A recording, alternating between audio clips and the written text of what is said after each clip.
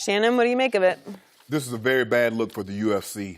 This is an even worse look for Conor McGregor, who's basically the face of the MMA of the UFC. Skip, this is thuggish. This is hooligan. This is hoodlum behavior.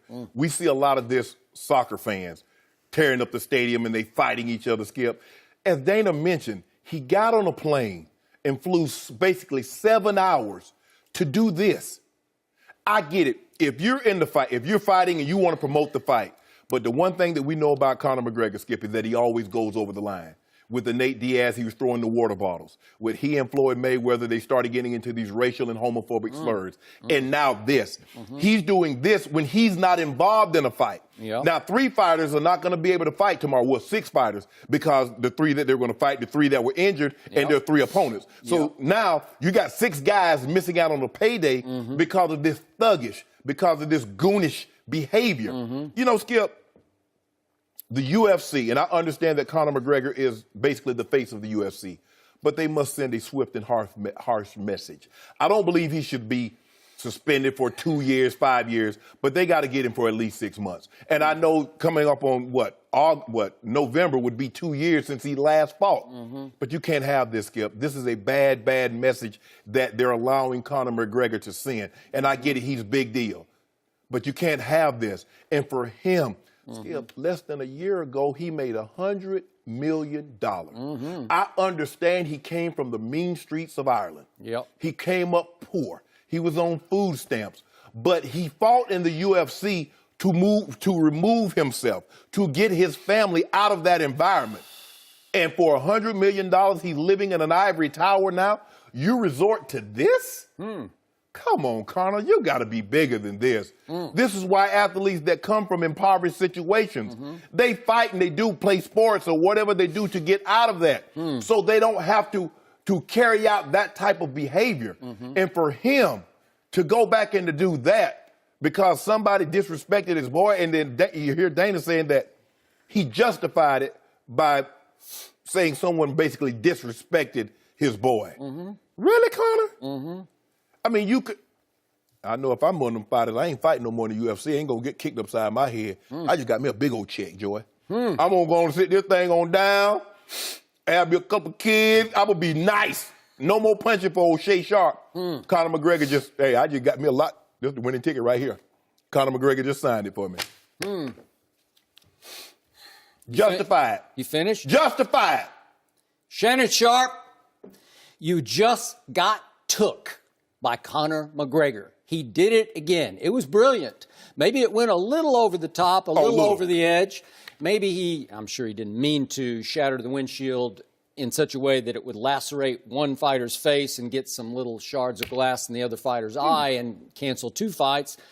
This was nothing in the end but Don King Memorial fight hype building to a crescendo. McGregor Mayweather 2, which will take place in the octagon under MMA rules. That's what just happened. No. It was beautiful. It was brilliant. And I'm sure Dana, as we just saw, Dana's very upset. He's genuinely upset about this because it became a bad look because it just went a little far. But there is method to Dana's madness because he knows what made $100 million for Conor McGregor the first time in the boxing ring, and $300 million for Floyd? Will make $300 for Conor McGregor this time in the octagon, and God knows how much for Floyd Mayweather, Money Mayweather, in the octagon, because it could be $600 million, $800 million, God knows how many million, because this will be the biggest fight, the richest fight in the history of this planet, and it's going to take place in the octagon, and Dana keeps warning you. I'm telling you, I'm telling you, I'm telling you. So, back to your original point. Is Conor McGregor basically just a street thug? Yeah, all those terms you used, they call them yabos over there, hooligans, whatever you want to call them. Did he grow up that way? You better believe it. And I'm going to remind you, it was just 5 years ago that Conor McGregor in Dublin, Ireland, was collecting welfare checks as a product of that neighborhood called Crumlin, which is actually just a south side suburb of Dublin. And it has seen some of the worst gang fighting in the history of Ireland, and he grew up in those gang fights. And I will remind you, just 5 months ago, Conor McGregor was bold enough in a pub one night, after I'm sure he'd had a few too many. He was guilty of punching a known mafia member in the face, an older man who was the father of a son. It's a long story. It's another one of those, I'm going to get even with you. And reportedly, ESPN reported there's been a bounty on Conor's head by the Irish mafia, the Irish mob, for the last 5 months. So he lives in this world. So is he capable of bringing what a... They had no mob head on them, Skip. Yeah. You know how the mob work. When they send for you, they come get you. Well, so they ain't supposedly they're trying to strong-arm him into paying for protection from the mob, and I don't know if he actually paid or not, but he had to up his bodyguard number around him, and so that's been going on. So is he capable of the kind of, what did Dana call it, 20 hoodlums with him, that kind of retaliation? Yeah. But back to your original point. Reportedly, and I watched the video of it this morning, there's this confrontation between his teammate and Habib. I'll call him Habib. I can't pronounce his last name. I think it's Nurmagomedov. I think I got that right. But it's Habib. But there was a confrontation, and go watch the whole video. I dare you, because I don't even see there's supposedly a slap, but I can't see a slap in the video. Either. So they're going back and forth, and they're both Russian, and I don't understand. But then I tried to read a transcript of it. And there were the basic insults that you've been a part of your whole life, and it goes back and forth. And I'm not sure that reached the depths that would ignite Conor McGregor to do what you said and get on a plane and fly, whatever it is, 7 hours from Dublin. 6 hours and 40 minutes to be exact. Is it? With no delays. I looked it up, and it was 7.5, so maybe I looked at a slower plane. Well, he's on private. Private? Maybe the private would do it, okay. But then if you're really going to get even with Habib, wouldn't you go find him in the hotel, or wouldn't you do it quietly? Wouldn't you just go take care of business instead of going to the media day at the Barclays Center ahead of UFC 223? Wouldn't you do it quietly if in fact that was your goal, to shut him up, to take care of him? Wouldn't you do it somewhere besides at the media availability? But Skip, what did he think was going to happen if you pick up a dolly and throw it through a window when people's on the bus? You're talking about he didn't mean for that to happen. An explosion, a nuclear explosion of publicity is going to happen, because with cell phone cameras, it's going to get videotaped. There are all kinds of security cameras everywhere. You knew exactly what you were doing, even if it did obviously go a little far. But it's like pro wrestling. I mean, you're going to throw things at the windshield, and you don't intend to hurt anybody in the bus, but you want to do some damage to the bus. But intent only matters to the individual that's throwing it. The guy's just as injured.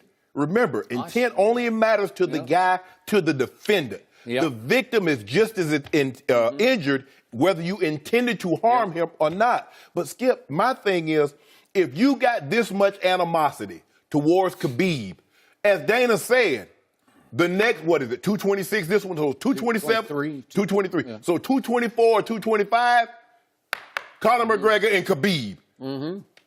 Okay, that's the thing about the fight game, Skip. If I dislike you, guess what? We can settle it. We can go and get up in the ring, UFC rules. But see, here's the thing, Skip. Conor McGregor is dragging his feet about fighting.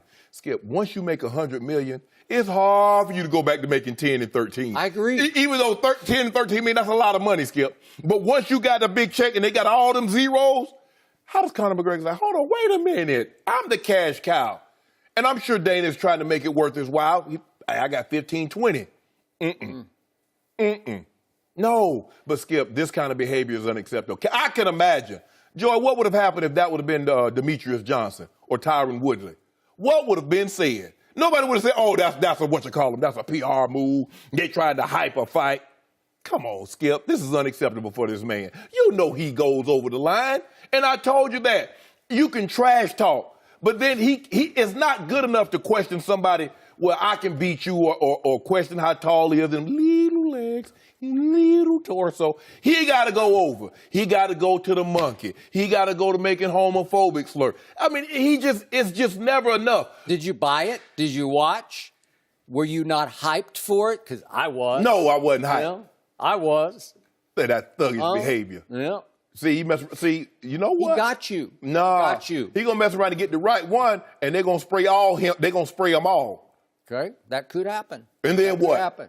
All right. He's lived in that world his whole life, and then what? He doesn't care because I'm pretty sure he's not going to fight in any sort of UFC until Floyd walks into the octagon. Man, he ain't gonna fight no Floyd. So Conor's got 2 fights left in him. One was in a boxing ring, and one's going to be in the octagon against Floyd. That's what's going to happen. Thanks for watching. Subscribe here to get the latest from the show, and be sure to check out more of the best clips from Undisputed, or go watch a few segments from our other shows on FS1.